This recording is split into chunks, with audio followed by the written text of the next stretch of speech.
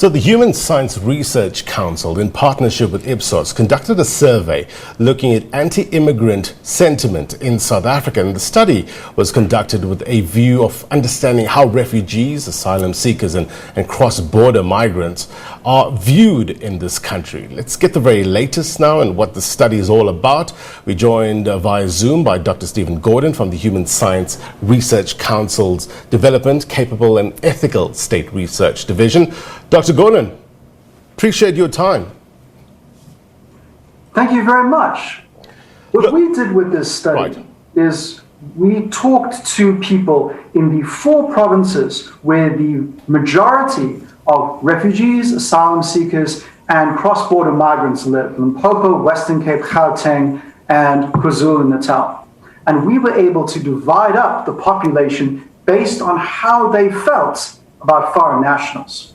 All right, so just so the viewers understand the context here and the methodology used in getting this study together. So you're saying you concentrated on 4 provinces in South Africa?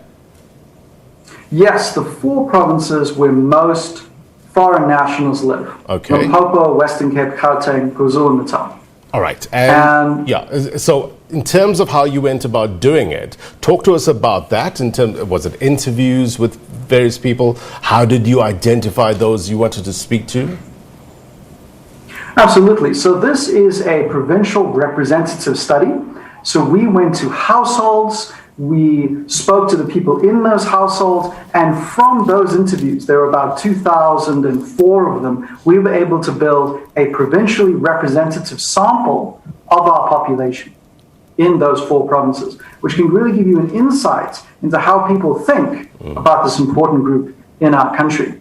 And we were able to segment the population into 4 distinct groups. So we found that about 1/5 of the population were what we called liberals, people who were the most open and tolerant of foreign nationals.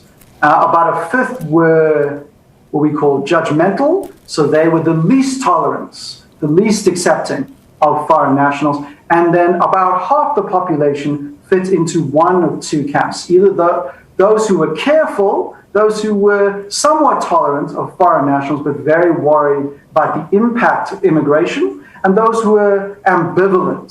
They were unsure about foreign nationals and they were quite disengaged from the issue. So these 2 groups... That's very interesting. So those that were not tolerant or intolerant of foreign nationals, what were some of the underlying issues that they were concerned about? So this group, this judgmental group, believe that immigration is linked to many social ills in South Africa: unemployment, crime, disease. There is, of course, no empirical evidence to establish these links, but it is very strongly felt that immigration is bad for the country, causing many problems in our society. Now, what was interesting about this group is we looked at where they got their information on international migrants, refugees, asylum seekers, cross-border migrants. And we found that it was the broadcast media which was the main trusted source of information about immigration: radio and television. As opposed to social media? That's very interesting, because you say broadcast media was relied on. Right. So you say broadcast media was relied on as the key source of information. One would think that people were relying on social media. On the vast majority. One would think that, social media was heavily relied on with regards to certain information, which is often slanted, where you'll get a lot of misinformation, disinformation on social media. But it's very interesting that a lot of people rely on channels like ourselves to give them information, credible information. Absolutely. I think while many people use social media, when you ask people what is the most trusted source of information, it's actually the broadcast media, far and away the most trusted source of information on this issue, which shows that it's the broadcast media where we need to push back against some of these negative stereotypes that are fueling animosity towards refugees, asylum seekers, and cross-border migrants. Right. Give us some. Let's get some practical examples with regards to how the media is, I guess, as you saying, kind of fomenting this animus with regards to foreign nationals? You know, I wouldn't say that the media necessarily is fomenting an animus. What I'm saying is there are many stereotypes about the impact of immigration on our society, which the media is well placed to push against. Take the well-held belief that immigration is a major cause of unemployment in our country. There is no evidence that would suggest that immigration is a major cause of unemployment. A World Bank study from a year and a half ago actually found that immigration created jobs. People come here, they start businesses, they work, they contribute to the economy, they contribute to the fiscus. This creates economic activity. This economic activity creates jobs. And this one example shows that we need to push back against negative stereotypes that are so common in the towns, villages, and cities of South Africa.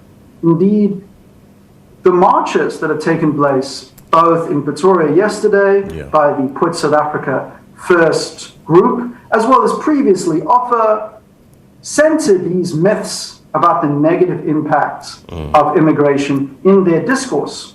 Again, these are myths. There are no empirical evidence to substantiate them. Right. Has tension or antipathy with regards to foreign nationals increased, would you say, of late? Let's take, for instance, at the start of this pandemic. I'm not sure if your study has delved into that. Our study has not delved into that. Interesting question. We will be releasing data early next year, which looks at that pivotal issue.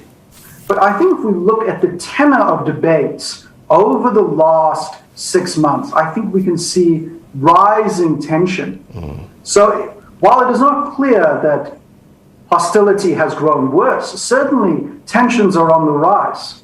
And as this issue comes to the fore, I think we, both as the media, as researchers, politicians, as leaders of our society, need to be very vigilant against adding fuel to the flame of anti-immigrant discourses, which can lead to the kind of violence, the kind of mayhem, which both weakens social cohesion in South Africa and damages our reputation abroad. So what's the way forward, Doc, in terms of this? I'm not sure if any of the people that you interviewed were giving in terms of solutions in order to put paid to certain hostilities that are there between locals and foreign nationals?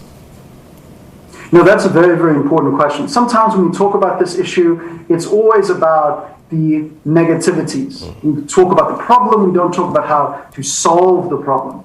So some of the most effective ways we can solve the problem is obviously through targeted communication campaigns. So we can target those people kind of in the middle of this issue, those people who are ambivalent, those people who are cautious, and convince them to be more tolerant, more compassionate. For a lot of people, religious institutions are an important way they think about the world. Their religion is very important to how they understand issues of charity, issues of compassion, issues of intergroup relations. Religious leaders can work with government, civil society, researchers to create a more tolerant society. But also, and this is an issue that government has acknowledged where it's lacking, is proper immigrant integration programs, helping immigrants better integrate into our societies, forming community linkage, community engagement. If foreign nationals are isolated in communities, often this creates animosity and scapegoating. If they are integrated, if they are part of civil structures, if they are integrated into neighborhood communities, part of neighborhood organizations, then they are accepted as part of the neighborhood. Many countries have well-developed integration programs. These integration programs are not only good for social cohesion, but yield real economic benefits. Right. Immigrants are productive in a society where they have jobs, where they own businesses, where they are contributing to our economy, creating multiplier effects for local-born citizens, allowing communities to prosper. Right. This study, this survey offers us such interesting insight. And Doctor, we appreciate you coming on and explaining it for us. Be well. Thank you very much. All right, that was Dr. Stephen Gordon from the Human Rights Research Council's Developmental, Capable and Ethical State Research Division, talking about the study, the survey, look at anti-immigrant sentiment in South Africa. Interesting indeed.